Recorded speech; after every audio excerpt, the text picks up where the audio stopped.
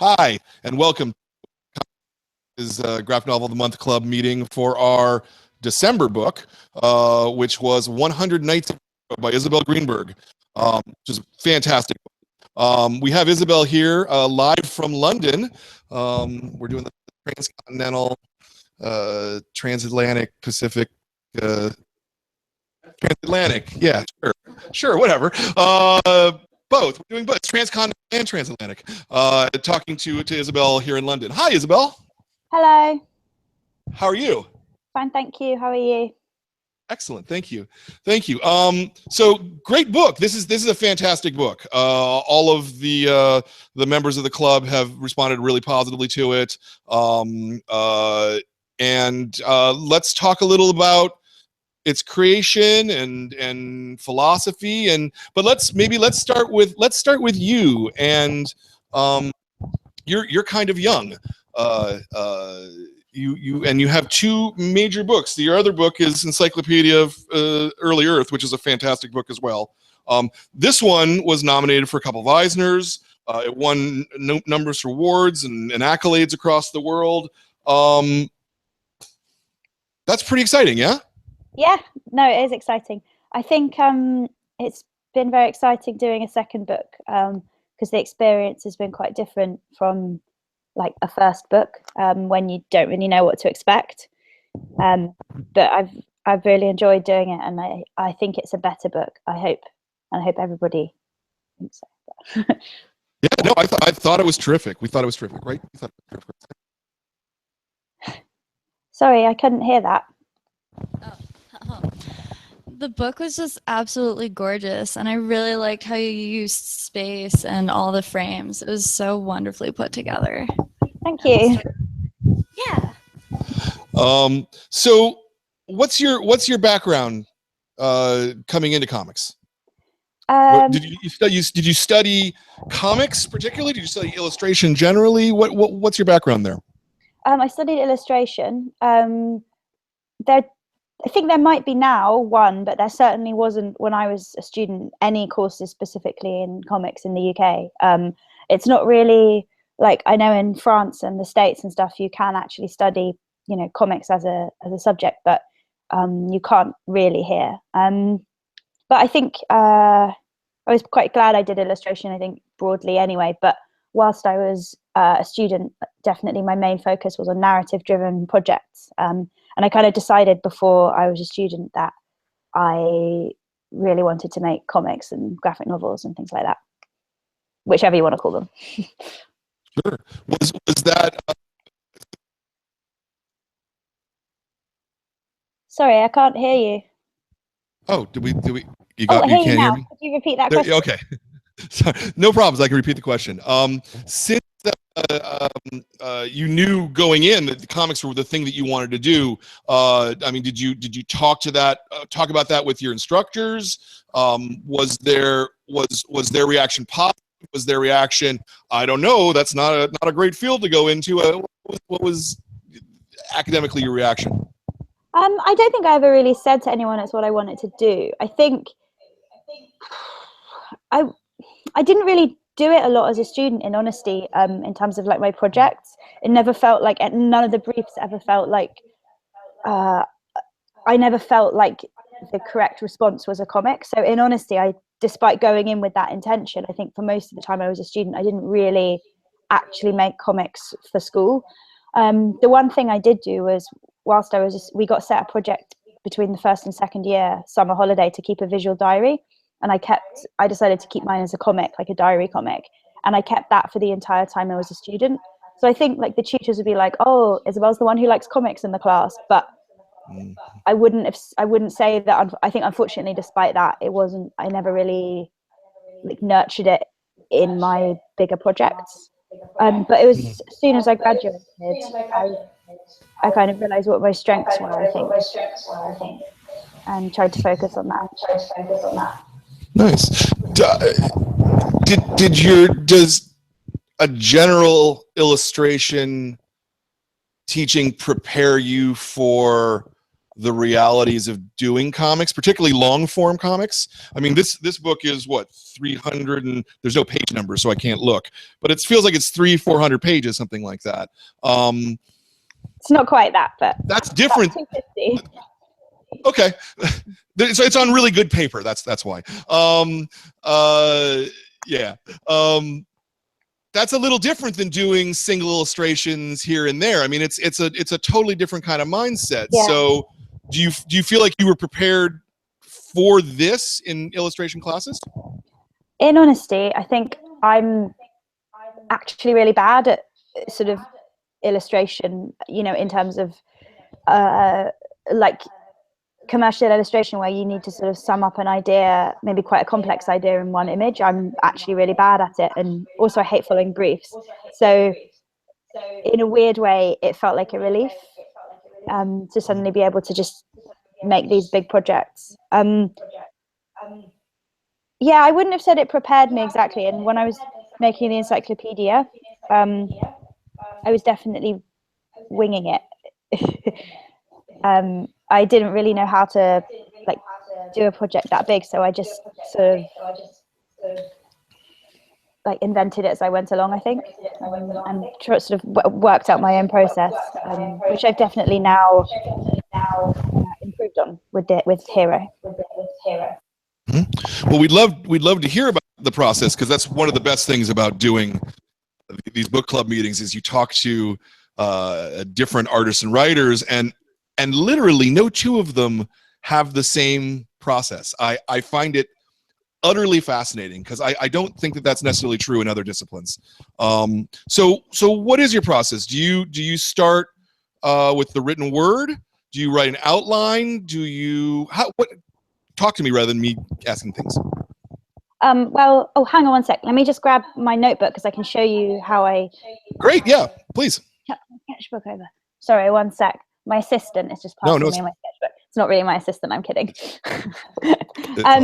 So yeah, I would write everything up as prose. So this is like my notebook, and I would just find an example of a page where I had written some stuff maybe from Hero, actually.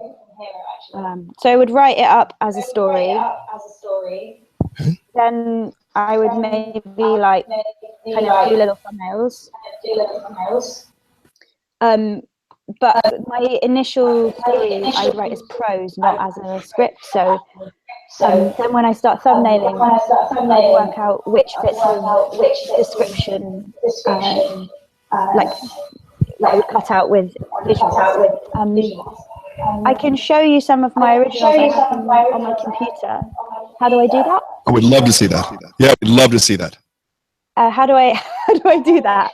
Oh, so there's if on the I think the left-hand side of your screen, there's a little green square that has an arrow that kind of points out of it. If you click on that, it'll bring up a dialogue that tells you what you want to show. Yeah, you just did it. Perfect.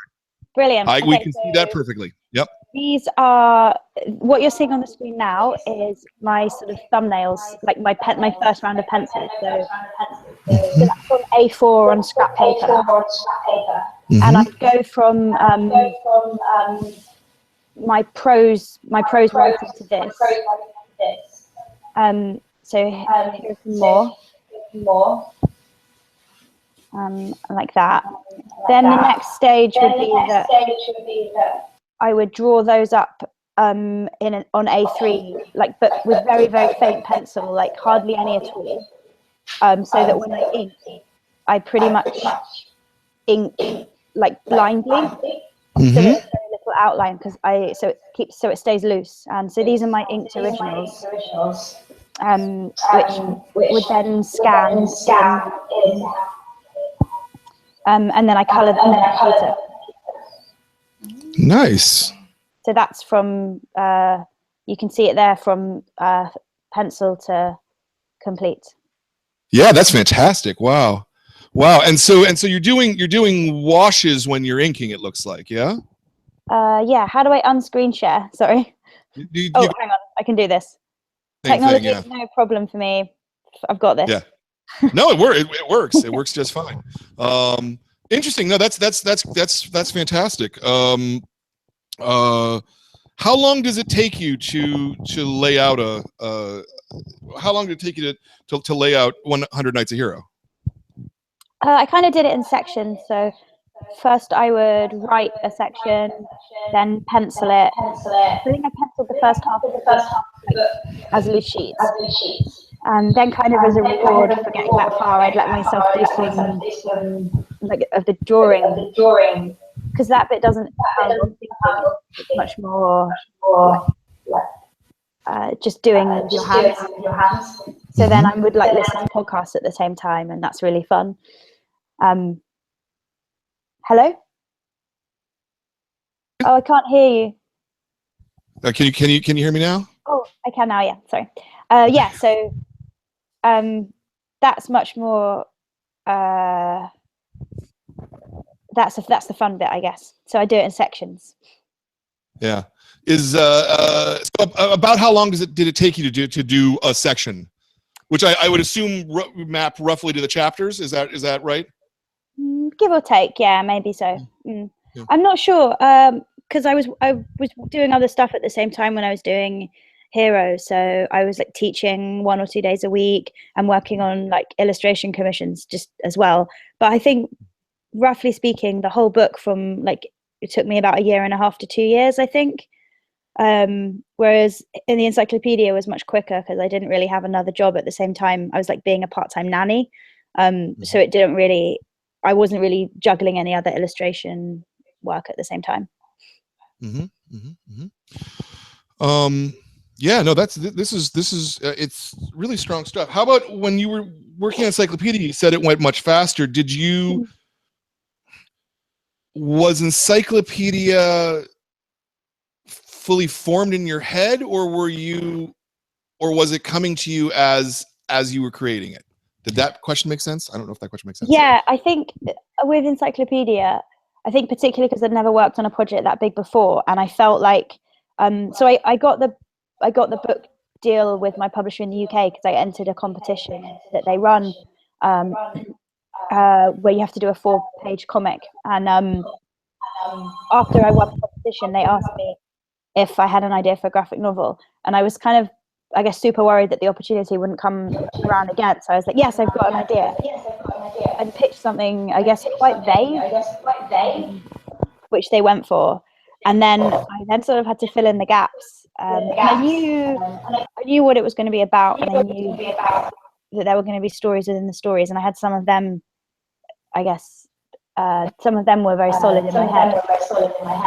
But a lot of the details, like how the structure was going to work, it happened in a much more fluid way. Whereas with Hero, I was much more about what exactly was going to happen from start to finish before I started. Yeah, well, the structure of the book kind of dictates that, I think, to a certain extent, with Hero.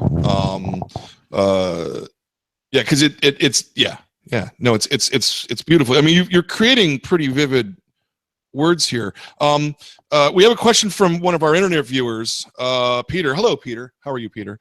And Peter asks, what was the most difficult part about creating 100 Nights a Hero? The most difficult part. I think the hardest thing is working out how I had all these different stories and these 2 characters, and the hardest part, I think, is structuring it. So working out what story is going to go where, and making sure that each one of the stories drove the main plot forward in a way that made sense. I didn't want any of them to feel like they've been just plonked on for no reason. So I think that's the hardest. Yeah. So how much rewriting did you end up having to do to solve that problem, or solve that challenge, I should say? I guess not too much because of knowing how it was with the encyclopedia and how hard it was the epilogue section at the end of the epilogue came about because I had to scrap so much material because it just didn't fit. So with Hero, I was much more like prepared, like, you know, knowing that if I didn't plan it better, I would lose stuff I wanted to keep in. What was there? Were there places that there was stuff that you wanted to keep that you couldn't keep in Hero? Good question. Yeah, I mean, I had some ideas that I really wanted, but I couldn't. Like, I wanted some more stuff about the gods. In the end, it just didn't fit in the book. I had some ideas about Kiddo, but in the end, I felt like it was Hero and Harry's story. Focus on them.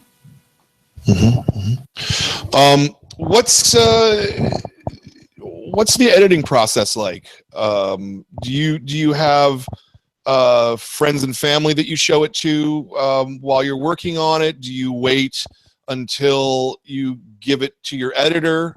Are you doing that at the point of writing, or are you already into your thumbnails at that point? I showed my editor my thumbnails, and he kind of like, as I got through each section, I kind of like showed it to him. But then it got to about 3/4 of the way through, and he was just like, "You don't have to show me anymore. Just like, go ahead."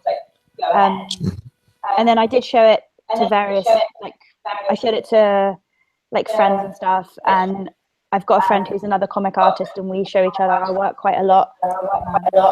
That was super helpful because he understands the picture word relationship. Yeah.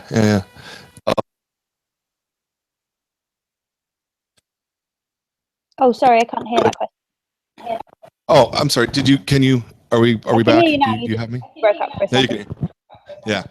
The picture word relationship, because that kind of gets to the heart of comics. How do you decide what image to be the image that you put up in relationship to the words, right? Yeah. Or is it just intuitive? Like, is there thought, or is it intuitive, I guess? I think it's probably a combination. Like, for me, what's hard is that I think I love writing, maybe, and I think not necessarily more than I love drawing, but I think, I don't know if this is necessarily the case, but I feel like maybe some they know they like the drawing best. The words are maybe a vehicle for the drawing. I don't think that's universally true. Some people. Whereas for me, the writing is, I like it just as much as the drawing, and in some ways, I feel like just as attached to it. So cutting it out, I find quite hard. Sometimes it's very heavy. So I try and make sure that the pictures always say something slight, because when using so many words, I've definitely found myself in a position where I'm like, what drawing do I need there? Right. But there's always something. I think with Hero, I've got a lot better not to say anything and just have a bit of dialogue. Let the pictures do their job. Mm-hmm. Yeah, no, I would agree with that. Yeah, and it's fun, like, to sneak things into the background, and like, I think it's hard with comics because sometimes you can give the reader too much, like, and not leave enough to the imagination. But then equally, you don't have as much film, you've got music and everything. It's like creating that atmosphere, but still leaving the reader enough room to imagine as well. Sure. I think a lot of the strength of comics, personally, is the ability of the reader to rewind and fast forward while they're reading, and to experience it. To experience it from that point of view, because you can't do that with film, and you seldom do it with prose. So yeah, there's a level of engagement that the audience has with comics that they don't have with other media, in like direct engagement, I guess, in my opinion. Yeah, I think that's really true, actually. Yeah. Where did your early interest in comics come from? What comics were you reading as a kid, if any? What made you think comics are the thing for me?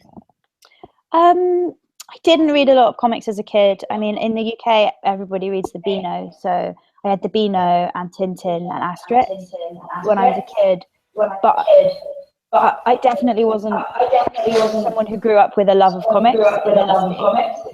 But when I was about 16 or 17, I discovered. I can't remember quite how it happened, but I think somebody knew I liked drawing and bought me Persepolis for Christmas, and I think League of Extraordinary Gentlemen by Alan Moore as well. And I think prior to that, I hadn't really realised it was something. I think League of Extraordinary Gentlemen suddenly made me realise what a story could be, and Persepolis, it made me realise that you don't have to be able to draw like super anatomically correct superheroes to be able to tell stories in this way. And it was like this magic moment where I was like, oh, there's drawing and there's words and they go together. And that was really exciting. And so after that, I just kept trying to find more sort of comics that sort of made me sort of feel that had the words and the pictures. So in the UK, in London, we've got the comic shop called Gosh. So I used to go and like browse and just try and find stuff I liked. Out of curiosity, what else are you reading these days? What have I read recently? I read a really great graphic novel called Saving Grace, which is published by the same my publisher as well. Have you guys got that over there?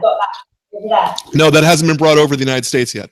It's really great. You should get a copy of it. I've also really been reading Tilly Walden's webcomic On a Sunbeam. Which is pretty cool. And I've been reading. I probably read more novels than I do comics.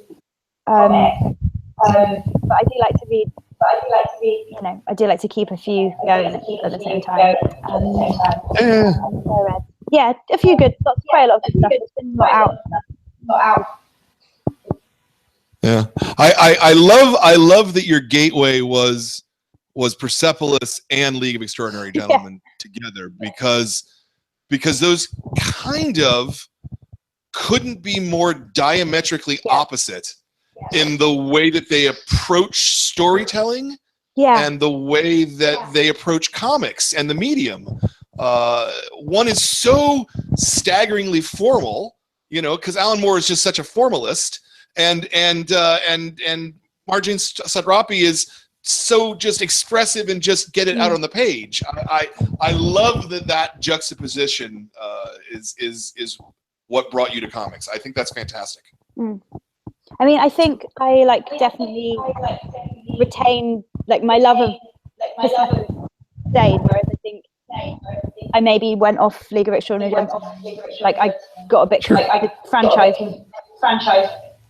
I lost track of the story a bit. Sure.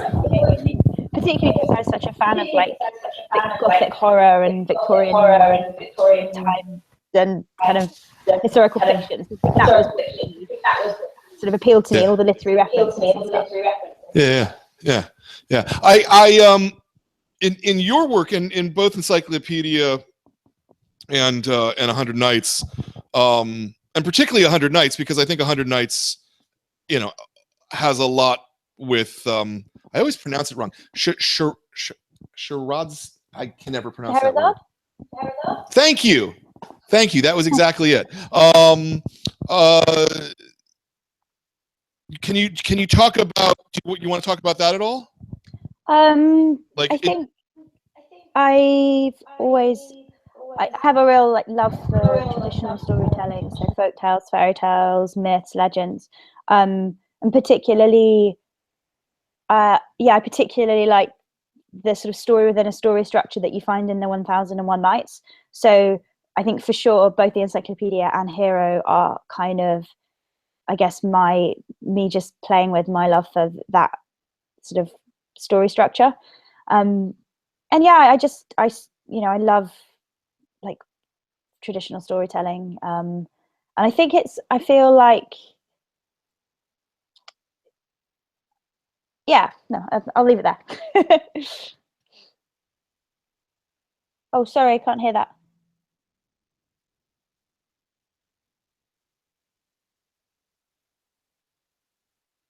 I can't hear you, sorry. Can you hear that? Yeah, yeah. Yes, I pressed the button that time to on the mic. Sorry. So we have another internet question, and this one is from Chelsea Brown. Hi, Chelsea. Chelsea says, I unfortunately won't be able to come today, but I realize it's this early enough to post a question. Here we go. So I love Greenberg's previous work, The Encyclopedia of Early Earth, and it was great to revisit this world, especially in such a powerful and subversive narrative. For someone I gather to be relatively progressive and simultaneously very educated about mythology and religion, why did you choose to model Birdman off of a man? The flip side of that question is when you're writing, how do you manage the relationship between original, she put quotes around that, source myths, fairy tales, etc., and a sometimes more progressive message? Hope that's clear. Okay, I'll answer the first question. I think I just really like the idea of having a sort of mad patriarchal, because then it was just so fun to play off him against his daughter. And I just like the idea of them being a kind of, in some ways, like a regular dysfunctional family. And yeah, I think I just felt that Birdman is such a funny, weird, unlikable, but also likable character. And I really wanted just to play him off against Kiddo. So he's sort of meant to be a bit like a pantomime villain, a bit over the top and kind of wicked, but in such a silly way that but he is also a god. And I think in the Encyclopedia, I think he was funny enough, whereas in Hero, I guess I intended it probably this way. He does have a slightly more sinister side, and you do see that he sort of sets in the wheels in motion for like this really patriarchal society that ends up dominating on early Earth. So that's the first half of the question, I think. Yep. To the second half of your question, how do I reconcile traditional storytelling? Was that the question? Yeah, I can repeat that part. So the flip side of that question is when you're writing, how do you manage your relationship between the original source myths, fairy tales, etc., and a sometimes more progressive message? Well, I mean, the way I see it is I think that fairy stories and folk stories, etc., like the characters in them are usually pretty much archetypes. Like I feel like they're blank canvases. And I think people have been retelling and reusing and reappropriating these stories for hundreds of years. So for me to kind of take them and work with them and mess around with them, it just feels like I'm another person in a long line of people to retell them, which kind of is exciting to me. Mm-hmm.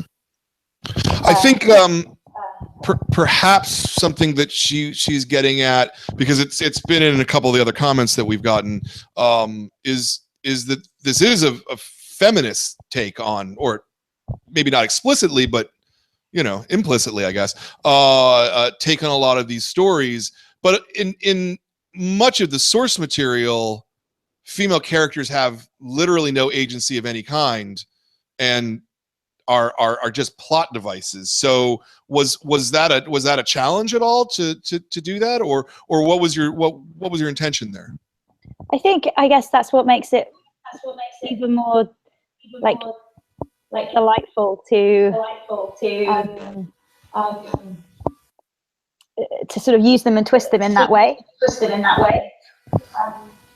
yeah, so that was definitely Yeah, so that was definitely an intentional thing. an intentional thing. There are so many stories where, particularly the one I think that my most, but when I read originally, was the story of the two sisters and the harp. That's from this English folk ballad called Two Sisters. And in the folk ballad, it's so older sister is so explicitly blamed for everything. Even she did murder her sister, like that's not okay. This sort of suitor who had played them off against each other in the first place. Like the narrator of whoever sings the ballad, that's passing judgment over that, and it just I think so many of those stories, like that have those sort of weird, sad messages. But in telling, when you read original folk stories, they're often written in quite a unemotional sort of way, which I guess gives you liberty to whatever you. No, that makes a lot of sense. Yeah, no. I think that was a good answer. Let's go to Nicole. Nicole, hi Nicole. Nicole said, "This was my favorite GN of the year!" Exclamation point. Were there any tales you wanted that you couldn't fit in? Yes, there were quite a lot actually. The same collection of ballads that the one about the two sisters came from, there were quite a lot of stories in there that I really wanted to include. There was one, there's the story of Tamlin. I really like that one. There's this one about, it's kind of like a version of Orpheus and Eurydice that I really liked, that I wanted to use. And I think all these, it doesn't matter that I sort of couldn't fit it in this time, because I always just bank them and I'm like, well, I'll come back to that. So yeah, I think I had to be a little bit discerning in what I included, because otherwise I could have just kept piling them in, But I wanted ones that felt like, because I felt like when Hero and Cherry are telling the stories, like they're telling them for a reason. So the stories that they tell have to be considered and help to drive like what Hero and Cherry are about. Yeah, no, I agree with that too. Sienna, did you have anything you wanted to ask? I have more, but I figured. Actually, no, she covered everything when she showed us how to break everything down. Great. Well, that was easy. Okay. So then we'll go back to Peter. Peter, again. Peter says, "Why is the phone keep ringing?" No, I know. Sorry. Peter says, "How did you get the rhythm of the oral storytelling down?" Which not a thing that is part of his question, but do you after you write, do you read them out loud to yourself? Would be my follow up to that. Oh, no. I think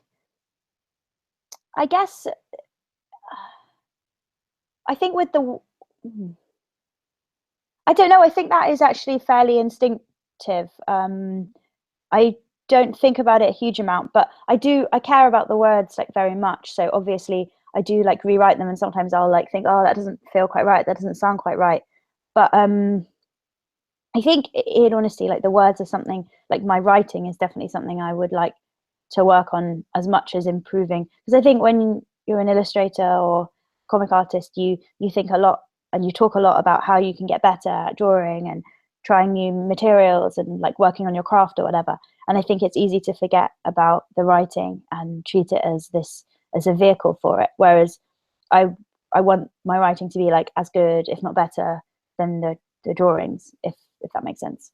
So I definitely care about it. Yeah, in terms of the rhythm, that's an interesting question, but I hadn't really thought about it as having rhythm before. I would like to like say that yes, I was planning it to be an iambic pentameter the whole time, but I didn't. Yeah, it is. I mean, it has a distinctive quality.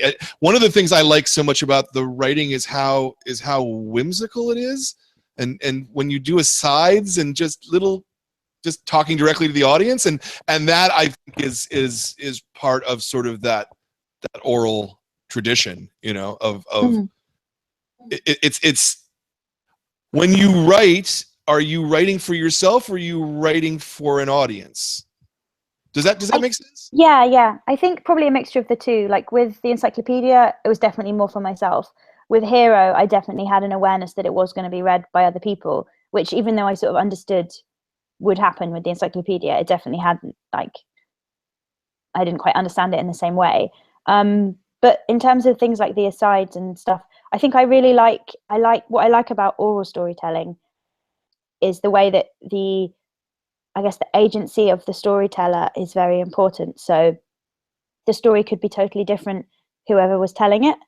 And obviously with a written thing, you don't have that in the same way. So I think it is nice sometimes to remind the reader that there is a storyteller who's kind of like behind the scenes, like controlling everything, I suppose. And it's kind of fun to, particularly because the story is being told by Hero, but it's also being told by me. So I guess I kind of just like the and maybe it's a joke with myself, but I sort of like throwing those in to remind people that this sort of storyteller has a hand in there. Yeah. Was it harder to do Hero because Encyclopedia had been a success? Like, did you feel the weight of that, or was it easier knowing that people liked what you did? I think in a lot of ways it was harder because I had a lot of, I guess, I was aware that with a first book you get a lot of attention that you wouldn't necessarily get with a second book. So I was kind of telling myself the whole time, like, don't expect people to read it. They read your first one because it was your first book. Don't expect it, sort of thing. So that definitely made it harder because obviously I kind of wanted people to read it, but also didn't want to was aware that it might not be the same, I guess. Even though, and I think I knew it was a better book. So that, I think, although at the start it was easier because I knew what to do, towards the end of the process of making it, I was like, I feel like so strongly that this is a better book, and I feel so strongly that I want people to like understand what I'm saying and like, get my message and like get my book. But I was also like, don't be excited because it might not happen, kind of thing. Yeah. Yeah, I absolutely think it's a stronger book. I think your voice is improved. I think the surety of your storytelling is improved. So yeah. We have one more from Chelsea. She also asks, where else did Wilmot show up in the book or an Encyclopedia of Early Earth? We know Mrs. A's origin, and the third woman in the group looks like one from the 12 Dancing Princesses, but I cannot find where Wilmot pops up again. I'm afraid Wilmot doesn't actually pop up anywhere else. She might pop up in another book, but she's not in the encyclopedia. None of those women are in the encyclopedia. Yeah, so she is although she's other places in my head, in the book Chelsea has spotted accurately all of her appearances. Good. I assume you're working on your third book now? Is that a good assumption? Yeah, I mean, it's very, very early in its inception, so I'm kind of just like writing, like doing a little bit of thumbnailing. The next one, if it stays in the same form that it is now, because obviously it's so early on, things could change. But at the moment, it's not actually set in early Earth. It's going to be like a different story. But I'm like also studying for an MA at the moment as well. So it's going to be like a bit, I'm sort of doing both at the same time, like kind of sharing my time. So I think it'll be maybe a little longer till my new one comes out, probably a couple of years. Yeah. Yeah. Are you good? Do you plan to do more things in Early Earth though? Yeah, definitely. I think I just felt like for my next book, I would like to try a different world, and also maybe tell a story that's more like, well, I love stories within stories, but I think I would like to try my hand at one complete narrative rather than like using those window stories. So that's something I quite like. And I think I'd quite like to try a different like size book, like maybe like not make an A4 book, but make something a bit smaller. Yeah, so I'm just sort of messing around and tinkering with some ideas. But yeah, something is in the pipeline. Awesome. Yeah, that's awesome. So let me go back just a little more to craft. So you take your page, you draw your pages, and the inked page you scan in, and then you color it. Is that I understood that correctly? That's a fascinating way of doing it. And you do. I'm assuming you're doing all your coloring digitally then. Yeah. All of it. So all of the except sometimes like for things like sky or sea, I might paint a wash separately and then scan it in and then change the color on Photoshop. But apart from that, all of the color is digital. And then like the textures and the black, everything in black is done with ink and brush on a like separate piece of paper and then scanned. Mm-hmm. What's how do you choose on any given page what colors you're making the primary colors? I guess sometimes on story to story, I felt like some of the stories had different moods, so I would maybe pick 5 colors like for each story and then kind of stick with them. So the framing narrative is just mainly like blues and reds, and because a lot of it happens at night, it's sort of nighttime colors. And then like for the story of the harp was like a lot of like red and orange, and the same with the princesses. So I think story to story I would kind of like tweak the colors a bit. But I guess I picked for the overall book, I guess I probably didn't use more than like 15 colors, and maybe 15 to 20 colors in the whole book. Yeah.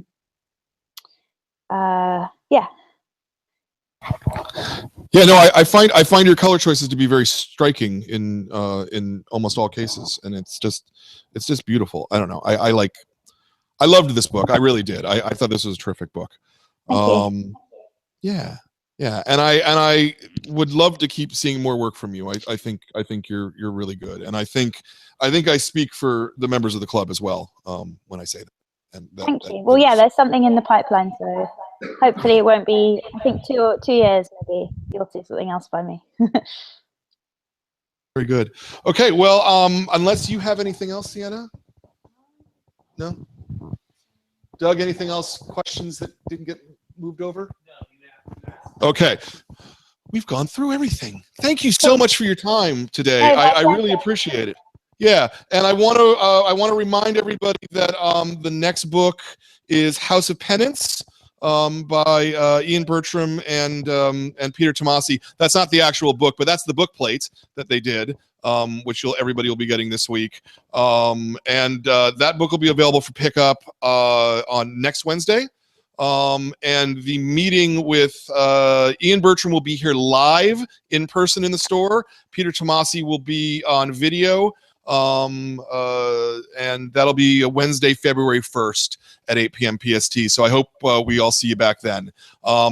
Again, I want to thank Isabel for being a wonderful guest and for just doing such an excellent book, 100 Nights a Hero. If you're looking at this on YouTube and you haven't, you're not a club member, I thoroughly recommend this book, and it's great. If there's any justice in the world, it'll be nominated for an Eisner as well. So that's my feeling.